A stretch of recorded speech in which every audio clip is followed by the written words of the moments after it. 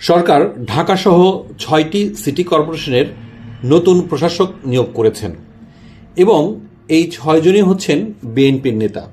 আসুন আমরা জেনে নেই এই ৬ জনের সম্পর্কে, তারা কে কোথায় কোন অবস্থায় ছিলেন দলীয়ভাবে। তার আগে অনুরোধ করে রাখি, এই ভিডিওটি ভালো লাগলে অবশ্যই আমাদেরকে সাবস্ক্রাইব করবেন এবং শেয়ার করবেন। জনাব তারেক রহমানের নেতৃত্বাধীন বিএনপি সরকার গঠনের পর থেকেই, দায়িত্ব নেওয়ার পর থেকেই স্থানীয় সরকার মন্ত্রণালয়ের মন্ত্রী মির্জা ফখরুল ইসলাম আলমগীর বলেছিলেন যত দ্রুত সম্ভব স্থানীয় সরকার প্রতিষ্ঠানগুলোতে নির্বাচন দিতে হবে, কারণ এই প্রতিষ্ঠানগুলো অনেকদিন থেকেই অভিভাবক শূন্য। তার মধ্যেই স্থানীয় সরকার, পল্লী উন্নয়ন ও সমবায় মন্ত্রণালয়ের স্থানীয় সরকার বিভাগ সিটি কর্পোরেশন এক শাখা থেকে নতুন প্রশাসকদের নিয়োগের প্রজ্ঞাপন জারি করা হলো। উল্লেখ করা যেতে পারে 2024 সালের আওয়ামী লীগ সরকারের পলায়নের পর অন্তর্বর্তীকালীন সরকার রাজনৈতিক বিবেচনায় সিটি কর্পোরেশনগুলোতে প্রশাসক নিয়োগ দিয়েছিল এবং বিএনপি নির্বাচনের মধ্য দিয়ে ক্ষমতায় আসার পর এখন রাজনৈতিক প্রশাসক নিয়োগ দিয়েছে। এবার আসুন জেনে নেই যে এই প্রশাসকদের তাদের পরিচয়। প্রথমে আসা যাক ঢাকা দক্ষিণ সিটি কর্পোরেশন। ঢাকা দক্ষিণ সিটি কর্পোরেশনের নতুন প্রশাসক হয়েছেন জনাব আব্দুস সালাম। তিনি বিএনপির বর্ষিয়ান নেতা, একসময় অবিভক্ত ঢাকা সিটি কর্পোরেশনের তিনি ডেপুটি মেয়র ছিলেন। বলে রাখা ভালো, জনাব আব্দুস সালাম বর্তমানে তিনি ঢাকা মহানগর দক্ষিণের বিএনপি সভাপতি এবং একই সময়ে তিনি চেয়ারম্যানের উপদেষ্টা পরিষদের সদস্য হয়েছেন। জনাব আব্দুস সালাম 2018 সালের নির্বাচনে প্রার্থী হলেও তিনি 2026 সালের নির্বাচনে দলীয় চেয়ারম্যান জনাব তারেক রহমানের নির্বাচনী এলাকা ঢাকা 17-এর প্রধান নির্বাচন সমন্বয়কের দায়িত্ব পালন করেছিলেন।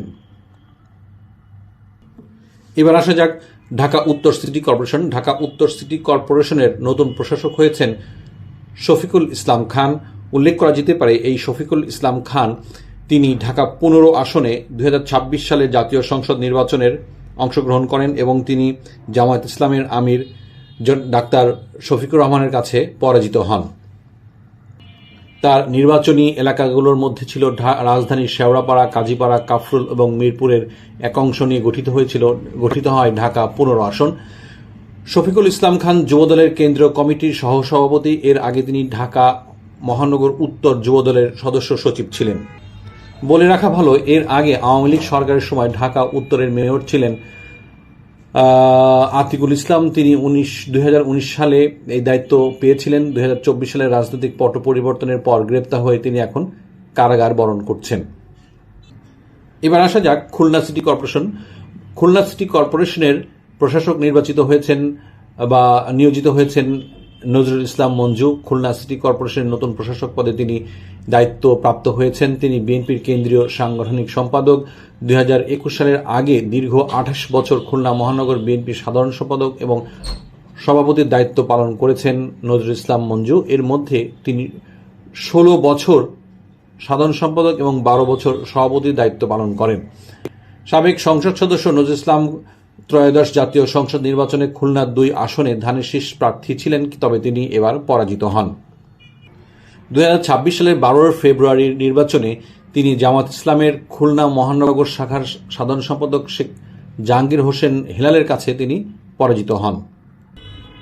আরও একটু উল্লেখ করা যেতে পারে, 2008 সালের জাতীয় সংসদ নির্বাচনে বিএনপি যখন ভরাডুবি ছিল, তার মধ্যেও তিনি খুলনার 2 আসনে জয় পেয়েছিলেন এই নজরুল ইসলাম মঞ্জু। তিনি বর্তমান অন্তর্বর্তীকালীন সরকারের আমলে নিয়োগপ্রাপ্ত খুলনা সিটি কর্পোরেশনের প্রশাসক মোখতার আহমেদের স্থলাভিষিক্ত হলেন। Gazipur city corporation. Gazipur city কর্পোরেশনের প্রশাসক নিয়োগপ্রাপ্ত হয়েছেন তিনি গাজীপুর মহানগর বিএনপি সভাপতি জনাব শওকত হোসেন সরকার। 2013 সালে গাজীপুর সিটি কর্পোরেশন গঠিত হয়। এর আগে টানা 10 বছর শওকত হোসেন সরকার কাশিমপুর ইউনিয়ন পরিষদের চেয়ারম্যান ছিলেন। একই ইউনিয়ন পরিষদে তার বাবা গিয়াসউদ্দিন সরকার, চাচা সোহরাবউদ্দিন সরকার এবং দাদা জাবেদ আলী সরকারও চেয়ারম্যান ছিলেন। সুতরাং বলা যেতে পারে তারা বংশীয়গতভাবে বেশ নেতৃত্ব স্থানীয় এবং তাদের এলাকাতে প্রচুর সুনাম রয়েছে।